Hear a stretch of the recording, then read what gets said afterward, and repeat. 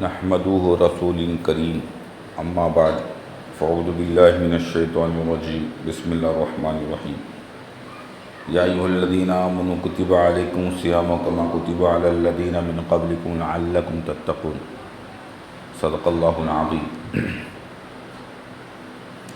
میرے بھائی بزرگوں دوستوں، رمضان آمد ہے،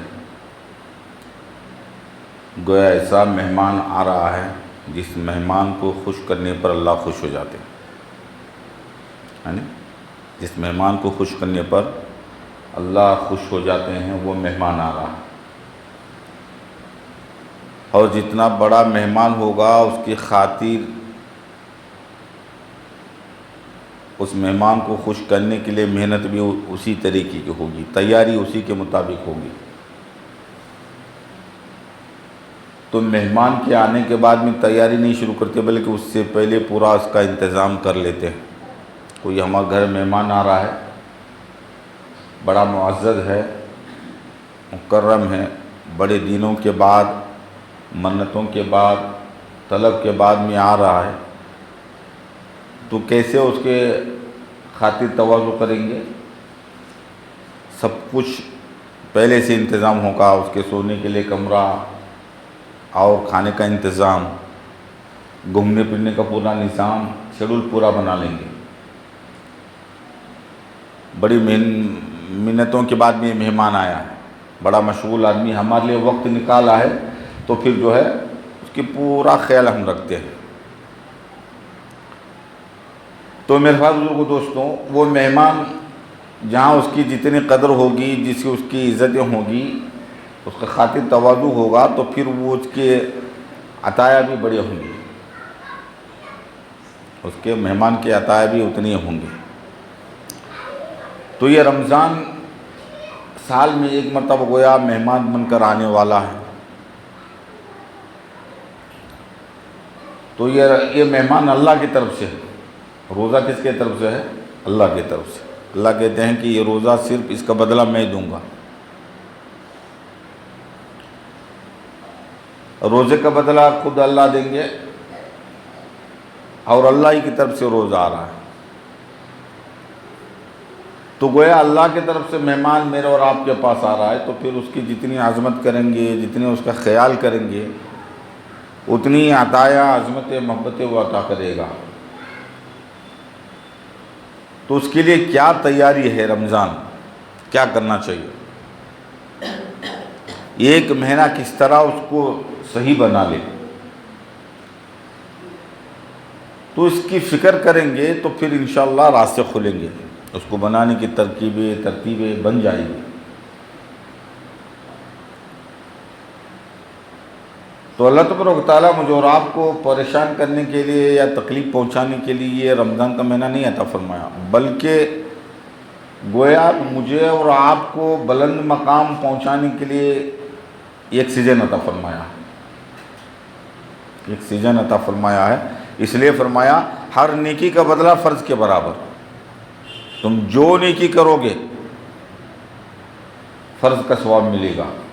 پورا 11 مہینے اس طرح نہیں ملا، اب بڑے بڑے کام کیے، آپ اخلاقی طور پر، اعمالی طور پر خدمت کے انجام دیے، کھانا کھلایا لوگوں کو، لیکن وہ ثواب پورے 11 مہینے میں نہیں ملا۔ اب رمضان کے مہینے میں جو ثواب ہوگا، فرماتے ہیں آپ فرض کے برابر اس کو ثواب ملے گا، ہر نفل پر ہو، ہر نیکی پر۔ پھر فرض کو جو ہے اللہ جتنے بھی فرائض ہیں اس کو جو ہے 70 فرض کے برابر، اور یہ بھی 11 مہینے میں کبھی موقع نہیں ملا کہ ایک فرض ادا کیا ہو 70 فرض کے ادا کرنے کا ثواب ملا ہو۔ تو گویا مثال کے طور پر غیر رمضان میں بھی یہ تھا، اپنے والدین کو محبت کے نظر کے دیکھنے کے بنیاد پر اسے حج مقبول کا ثواب ملتا، ایک حج مقبول کا ثواب ملتا، یہ حدیثوں میں آپ نے پڑھا۔ اب رمضان میں اگر کوئی دیکھ رہا ہے تو ایک نہیں بلکہ 70 مقبول حج کا ثواب ملتا ہے۔ دیکھنے والی نظر وہی، والدین بھی وہی، صرف رمضان میں دیکھنے پر یہ ثواب ہے اور غیر رمضان میں دیکھنے پر یہ ثواب ہے۔ تو اس سے پتہ چلتا ہے رمضان کا مہینہ بڑا بابرکت والا مہینہ ہے جو اللہ تبارک و تعالیٰ نے میرے اور آپ کے لیے خصوصی طور پر اس مہینے کو عطا فرمایا ہے۔ اب یہ مہینہ کسی اور کے لیے اس خصوصی طور پر نہیں عطا فرمایا، روزے فرض کیے گئے لیکن رمضان کی شکل میں نہیں ملا ان کو۔ تو میرے بھائی بزرگوں دوستو، تو رمضان کی تیاری کرے تو اس کے لیے جو شیڈول بنائے، اپنے دن بھر کے رات بھر کے کاموں کا ایک ترتیب بنایا تاکہ میرا پورے رمضان کا وقت جو ہے صحیح گزر جائے۔ فرماتے ہیں ویسے تو پورے سال بھر کا یہ کام ہے، آدمی 4 کاموں کو اپنا لے وہ جو ہے سال بھر صحیح رہے گا، صحت کے اعتبار سے بھی، عزت کے اعتبار سے بھی، ہر طرف سے صحیح و سالم رہے گا۔ تو کم سے کم 11 مہینے نہیں کر سکتے، رمضان کے مہینے میں بھی اگر ہم نے اس کو کر لیا تو انشاءاللہ جو ہے یہ رمضان پوری طور پر اس کے تمام برکات کے حصے دار بنیں گے۔ تو نمبر 1 کیا کرنا ہے؟ سب سے پہلے تو اس کی دعائیں کرنی ہے نہیں؟ خود اللہ کے رسول صلی اللہ علیہ وسلم نے بتایا اللہم بارک لنا رجب و شعبان وبلغنا الی رمضان، کہ اللہ شعبان اور رجب میں جو ہے عمل برکت عطا فرما، رمضان تک پہنچنے کا موقع عطا فرما۔ تو دعاؤں سے لینے کا مہینہ ہے، دعاؤں سے لینے کا مہینہ ہے، دعا کی گئی خاص طور پر کہ دعا مانگو تم رمضان کو پانے کا۔ دنیا میں ایسے بہت سے لوگ ہیں رمضان کے قریب تک باقی رہتے ہیں، رمضان کے دن پہلے روزے دن یا ایک روزہ پہلے، ایک دن پہلے، چاند دیکھنے سے پہلے اس دنیا سے رخصت ہو جاتے ہیں۔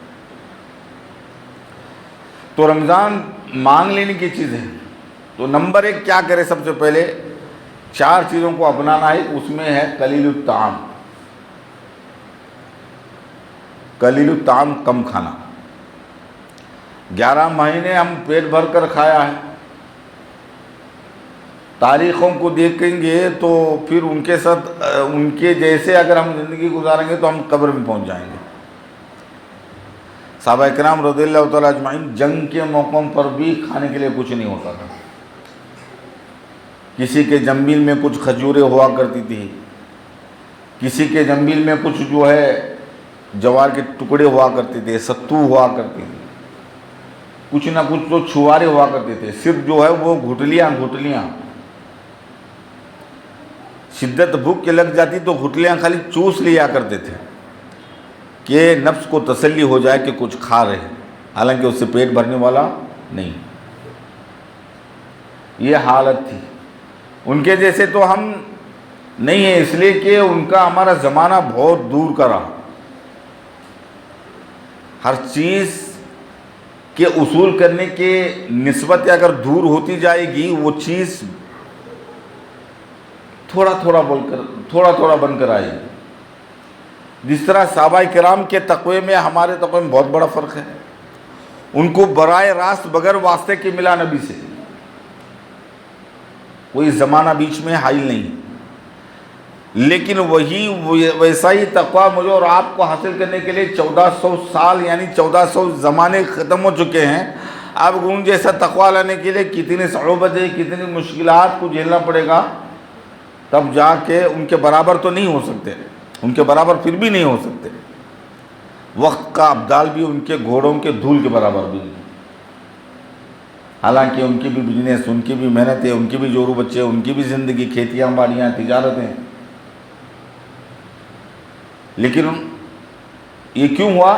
اس لیے کہ نسبتیں کم تھی، جس کی وجہ سے آسانی کے ساتھ براہ راست ان کے سینے میں وہ چیزیں چلی گئی۔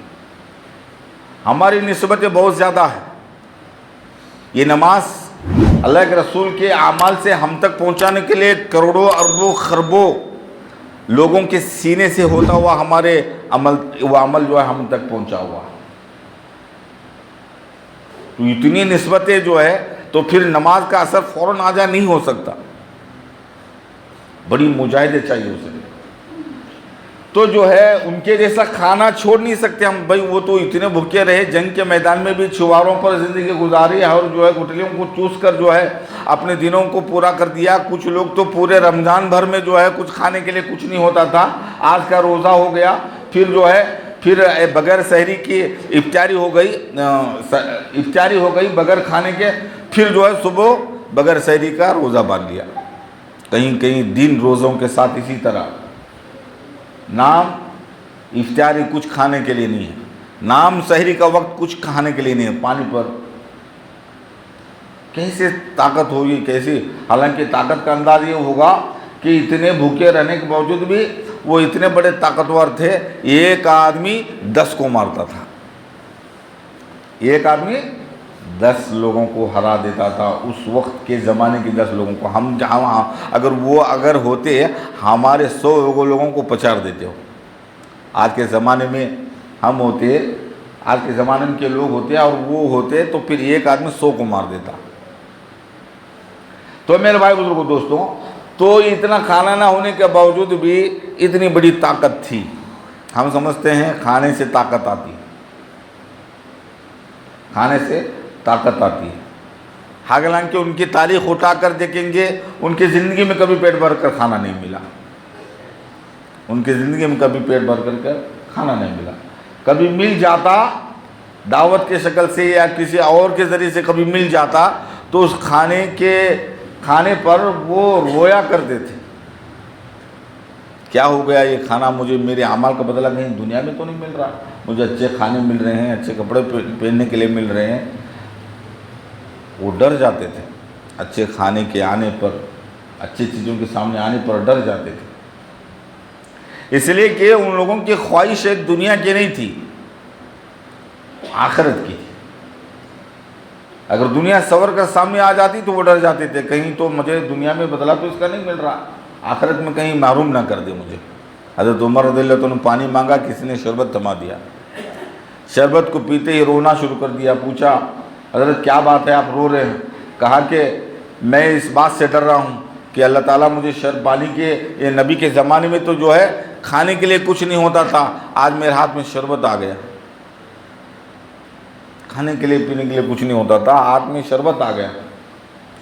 تو میرے بھائی بزرگوں دوستوں، تو قلیل الطعام، کھانا کم کھانا، صرف رمضان میں نہیں پورے سال کا اصول بنانے۔ کتنا کم کھانا؟ آج کے زمانے کے اعتبار سے جو ہم کھاتے ہیں اس میں 2-3 لقمے کم کھا لے بس، یا کم سے کم نیت کر لے کم کھانے کی، آدمی کی صحت رہے گی۔ آدمی کی صحت کم کھانے میں ہے، زیادہ کھانے میں نہیں ہے۔ زیادہ کھانے پر نقصانات ہے، کم کھانے پر صحت ہے۔ تو پہلے نمبر پر کم کھانا ہے۔ اب سحری میں ڈرتے ہیں بھائی دن بھر ہمیں روزہ نکالنا ہے، تو یہ روزہ کہیں مجھے نہ کھا دے، اس لیے میں خود کھا لیتا ہوں۔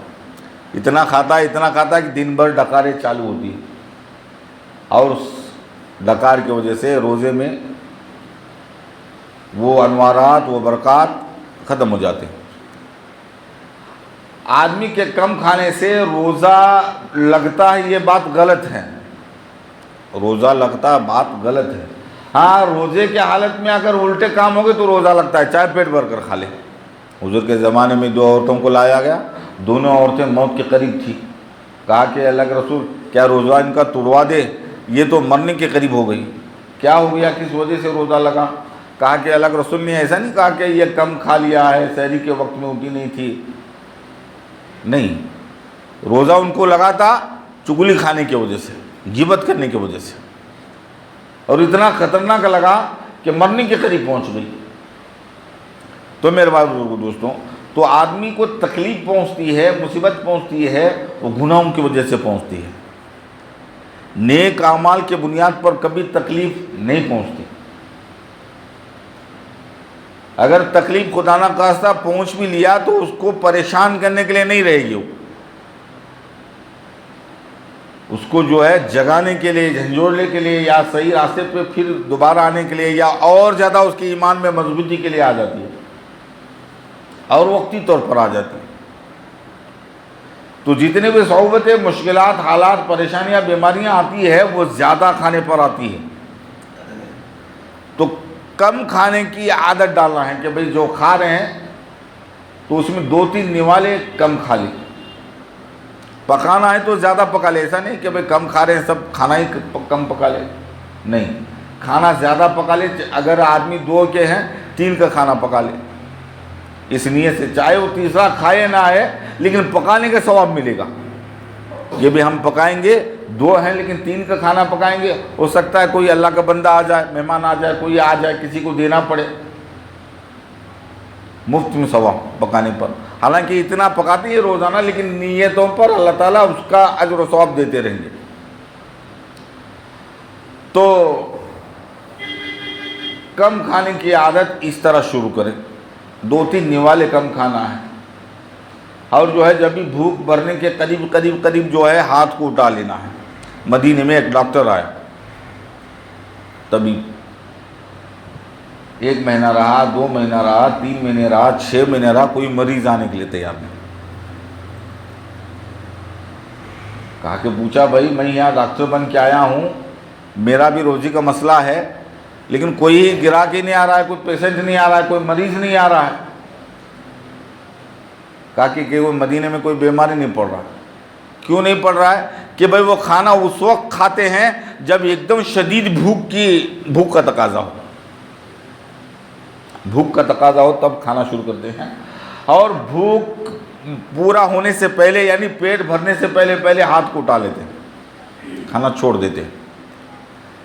اس عادت کی وجہ سے کوئی بیمار نہیں پڑ رہا، ہاضمہ نہیں خراب ہو رہا ہے، ایسیڈیٹی پت نہیں ہو رہی ہے، یہ جتنے بھی بیماریاں ہوتی ہیں ایسیڈیٹی جو ہوتی ہے اس کی وجہ سے یہ گویا اماں ہے سب کی بیماریوں کی۔ اگر یہ شروع ہے تو پھر جو ہے دوسرے بیماریاں آنے کی دروازہ کھلا، اور یہ زیادہ ہوتا ہے وقت پر نہ کھانے پر، یا وقت جو ہے زیادہ کھانے پر، وقت پر نہیں کھانے پر اور زیادہ کھانے پر۔ وقت پر کھانا کھانا ہے اور جو ہے اور زیادہ نہ کھانا ہے، تو پہلے نمبر پر کھانا کم کرنا ہے۔ دوسرے نمبر پر قلیل المنام، کم سونا ہے۔ اتنا نہیں کہ اب ہمارے روٹیشن جتنا سونا تو سونا ہی ہے، لا تفریط فی المنام، حدیث میں آتا ہے تم جو ہے نیند میں جتنا سونا اتنا ہی سو لو، اس کو نہ کم کرو نہ زیادہ کرو۔ صحت مضر ہونے لگی تو پھر وہ جاگنا کس کام کا؟ شریعت میں جو ہے کوئی سختی نہیں ہے۔ حضرت سلمہ رضی اللہ تعالیٰ عنہ مسجد نبوی میں جو ہے ایک رسی باندھی ہوئی تھی، اور وہ رسی جو ہے اپنے بدن سے باندھی ہوئی تھی۔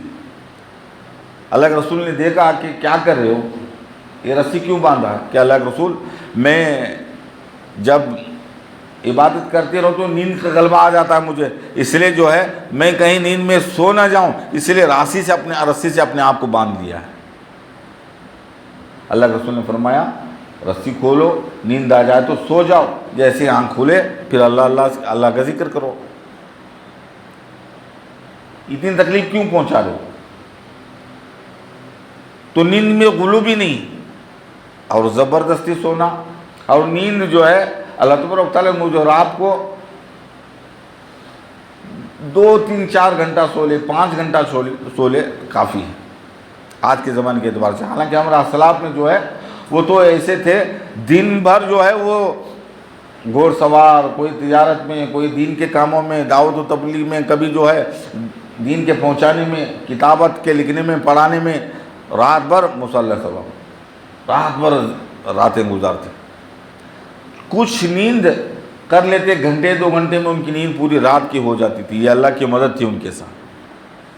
اللہ کی مدد ہوگی تو پھر 1 گھنٹے کی نیند پوری رات سونے کے برابر ہے، پوری رات سونے کے برابر۔ کچھ اللہ والے ابھی آج بھی، ایسا نہیں کہ ایسے لوگوں سے دنیا خالی ہو گئی، بلکہ ایسے لوگوں سے اللہ تبارک و تعالیٰ دنیا کو بھرا ہوا ہے ابھی، تو رات بھر جاگتے ہیں، تھوڑی دیر کے لیے سوتے ہیں، تھوڑی دیر میں سونا، پوری رات کی نیند کور ہو جاتی ہے۔ تو کم سونا یہ بھی آدمی کو اللہ کے قریب کر دیتی ہے، نیکی کے قریب کر دیتی ہے۔ تو کم سونے سے مراد آج لوگ واقعی میں کم سو رہے ہیں۔ آج نوجوان بچے بھی، نوجوان طبقہ بچے جو ہے 12-1 بجے تک نیند نہیں آ رہی ہوں، کبھی انسٹاگرام میں، کبھی واٹس ایپ میں، کبھی فیس بک میں، بیچارے موبائل میں ایسے کھوئے ہوئے ہیں کہ وہ تو کہیں گے کہ ہم تو بہت کم سوتے ہیں، ہمیں تو نیند ہی نہیں آتی، رات بھر موبائل پہ پڑے رہتے ہیں۔ تو میرے بھائی دوستوں، کم سونے سے مراد کم سو کر جو ہے گناہ میں مبتلا ہونا نہیں ہے۔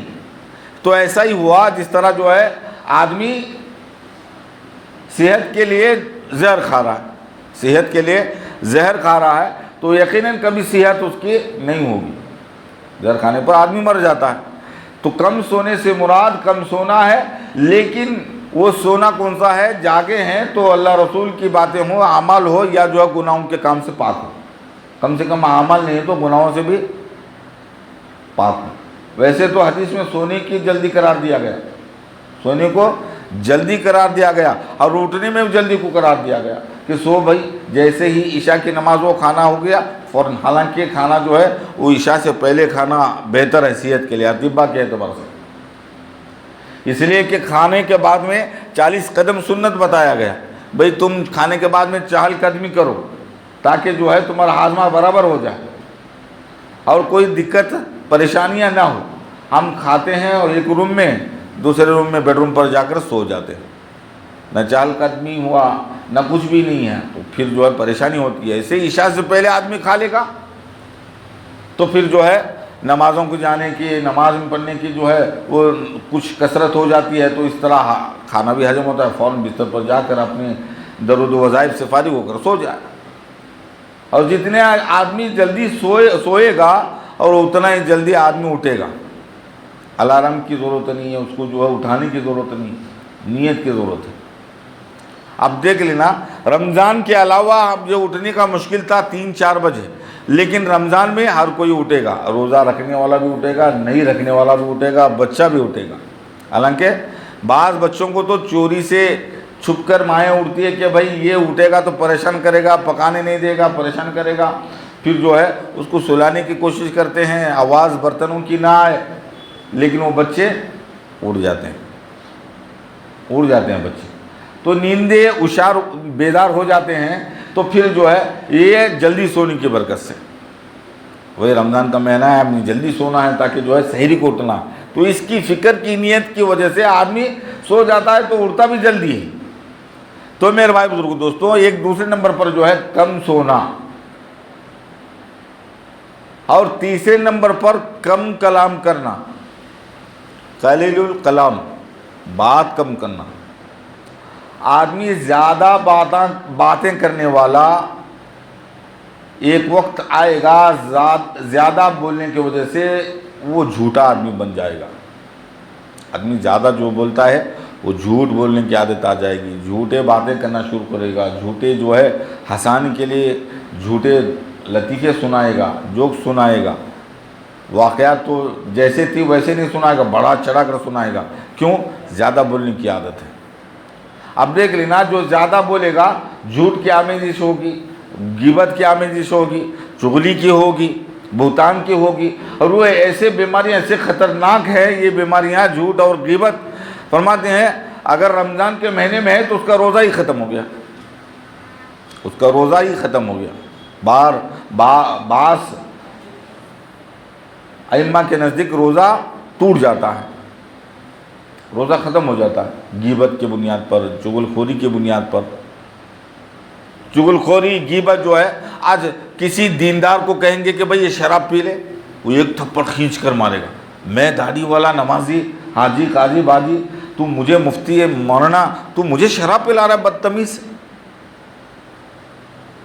ہر پورا مجمع بھی اس پر ٹوٹ پڑتا ہے کہ مولانا کو تو شراب پڑ رہا ہے، ذمہ دار کو تو، دیندار کو، نمازی کو تو شراب پلا رہا۔ عوام بھی پریشان ہو جاتی ہے، وہ بھی پریشان ہو رہا، لیکن کسی مولوی صاحب کو یا دیندار نمازی کو غیبت کرتا ہوا دیکھے تو کوئی غصہ نہیں ہوگا۔ اس کے سامنے اگر غیبت کرے تو وہ غور سے سن رہا ہے، نمازی دیندار بھی غور سے سن رہا ہے، دنیا دار بھی غور سے سن رہا ہے، حالانکہ گناہ میں شراب اور غیبت دونوں برابر ہیں۔ گناہ میں شراب اور غیبت دونوں برابر ہیں، قتل یہ دونوں کا برابر ہے، زنا یہ سب گناہ ایک ہی چتے بٹے ہیں۔ ہم بعض گناہوں کو گناہ سمجھتے ہیں اور اس گناہ کے ارتکاب پر افسوس بھی ہوتا ہے، کرنے والے پر بھی اور دیکھنے والے کو بھی افسوس ہوتا ہے، لیکن چند گناہوں کو ہم گناہ نہیں سمجھتے، حالانکہ وہ بھی گناہ اسی کے برابر ہے۔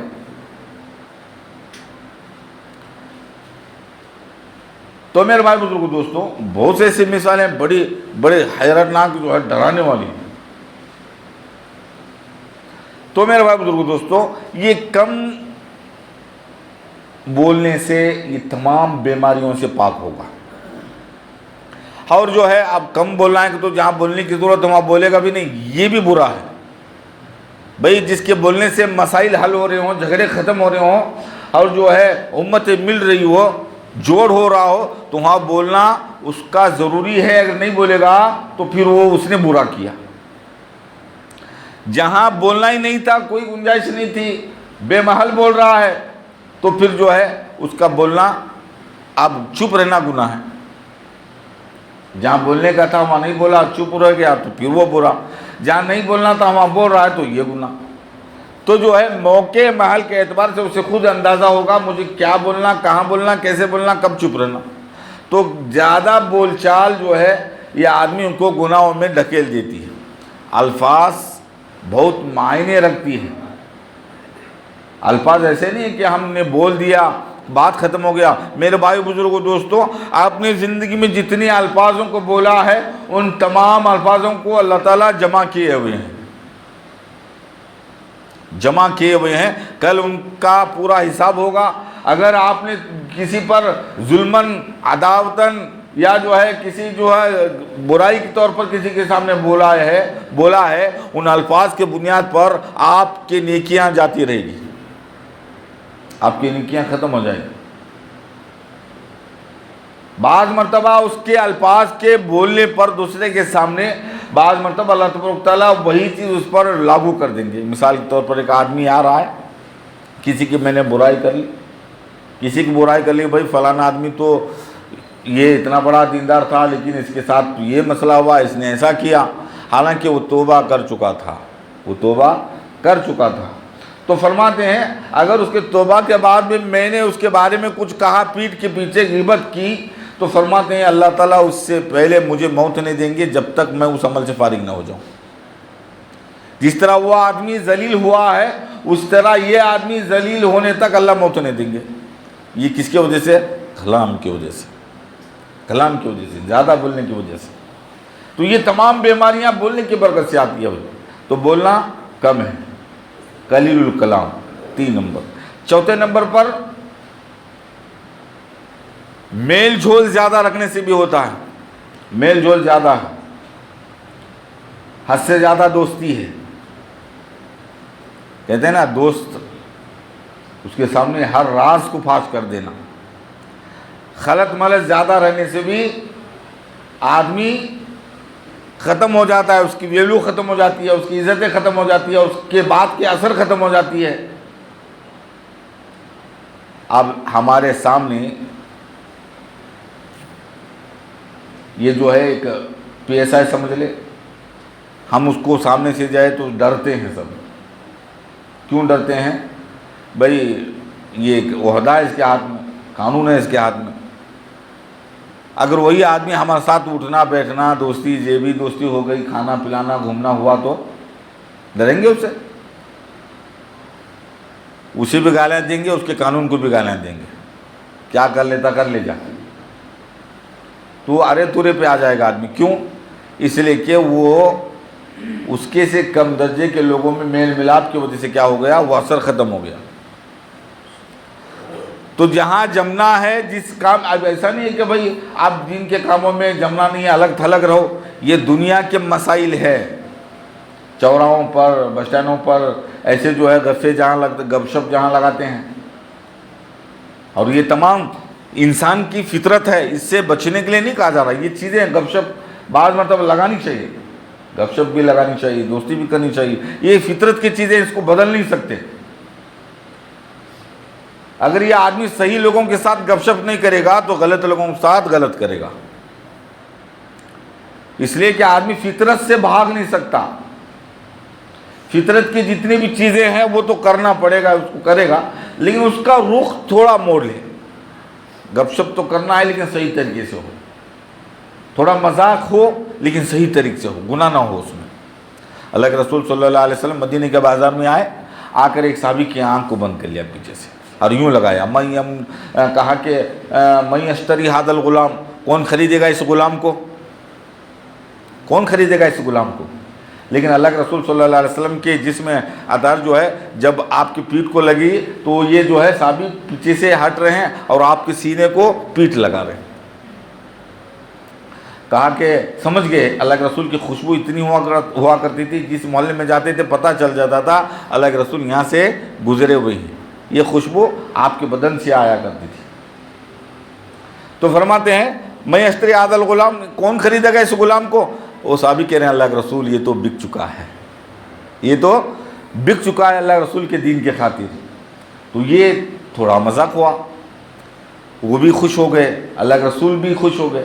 ایک مرتبہ اللہ کے رسول صلی اللہ علیہ وسلم بیوی سے کہا عائشہ سے کہ چلو دوڑ لگائیں گے. وقت کا نبی جس کے سامنے جبریل گھٹنے ٹیک رہا ہو، جس کے سامنے چاند جو ہے 2 ٹکڑے ہو رہا ہو، جس کے سامنے فرشتے سب بن کر کھڑے ہوں، وہ اپنی بیوی سے کیا کہہ رہے ہیں، چلو دوڑ لگائیں گے.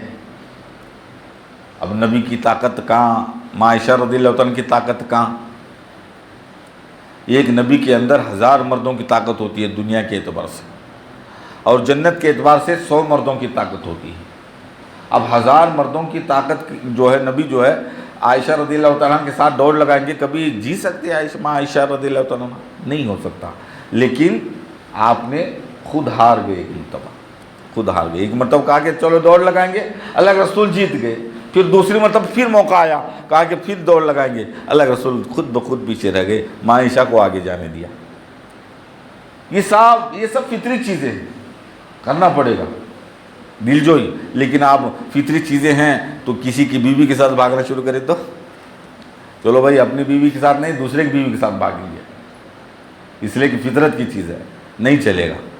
تو اصول کے دائرے میں رہ کر کریں گے تو پھر وہ مسخرہ، وہ جو ہے ٹائم پاس کرنا، گپ شپ کرنا بھی نیکی بن جائے گی، نیکی بن جائے گی. تو میرے بھائی بزرگوں دوستوں، تو یہ چوتھے نمبر پر کثیر الکلام تو ہے لوگوں کیا کرنا ہے، میل جھول دنیا کے اعتبار سے بغیر ضرورت کے نہ ملے، بغیر ضرورت کے ملنا جلنا. تو پھر جو ہے جس طرح آدمی کے وقت ختم ہو جاتی ہے، ایک دوسرے کی عزت ختم ہو جاتی ہے، ابے تبے پہ آ جاتے ہیں، ارے تورے پہ آ جاتے ہیں، تو مسئلہ ختم ہو گیا. تو پھر جو ہے یہ 4 چیزوں کو جب آدمی کرے گا تو پھر انشاءاللہ اس کے راتیں بھی اچھے گزرے گی، اس کے دن بھی اچھے گزریں گے.